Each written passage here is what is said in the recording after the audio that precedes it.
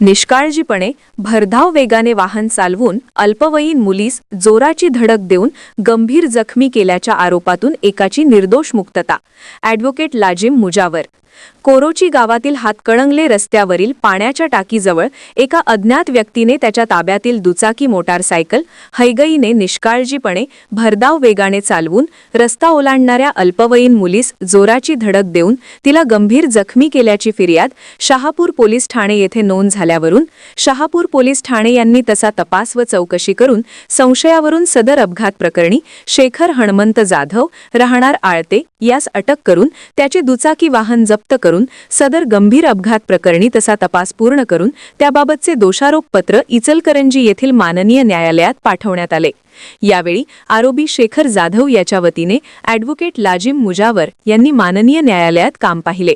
पोलिसांनी आरोपीच्या विरुद्ध दाखल केलेल्या दोषारोपपत्राप्रमाणे खटल्याची सुनावणी सुरू झाली.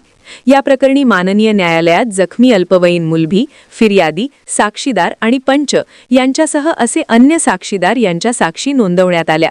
मात्र अल्पवयीन मुलगी, फिर्यादी व साक्षीदार यांच्या जबाबात तसेच अपघाताच्या ठिकाणाचा पंचनामा यांच्यामध्ये बरीच विसंगती असल्याने तसेच अशी घटना प्रस्तुत आरोपी जाधव यांच्याकडून घडली असल्याचे साक्षीदार यांच्या जबाबात निष्पन्न न झाल्याने प्रस्तुत आरोपी यांच्या विरुद्ध आरोप व फिर्याद सिद्ध होऊ शकली नाही.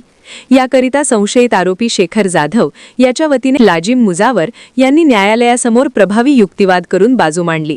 कोर्टासमोरील पुरावा व खटल्यातील संदिग्धता तसेच संशयितांविरोधात ठोस पुरावा नसल्याने संशयित आरोपी जाधव यांची न्यायालयाने अपघात केल्याच्या आरोपातून सबळ पुराव्याअभावी निर्दोष मुक्तता केली. सदरकामी न्यायालयीन कामकाजात ॲडव्होकेट लाजिम मुजावर यांना ॲडव्होकेट उमा मंडल, ॲडव्होकेट नीता कांबळे, ॲडव्होकेट अजय मांढरे, अकील मुजावर, जयवंत घोरपडे, अल्फिया जमादार व काझिम जुमानी यांनी सहकार्य केले. चॅनेलला सबस्क्राइब करा आणि परिसरातील ताज्या घडामोडी सर्वात आधी बघण्यासाठी बेल आयकॉन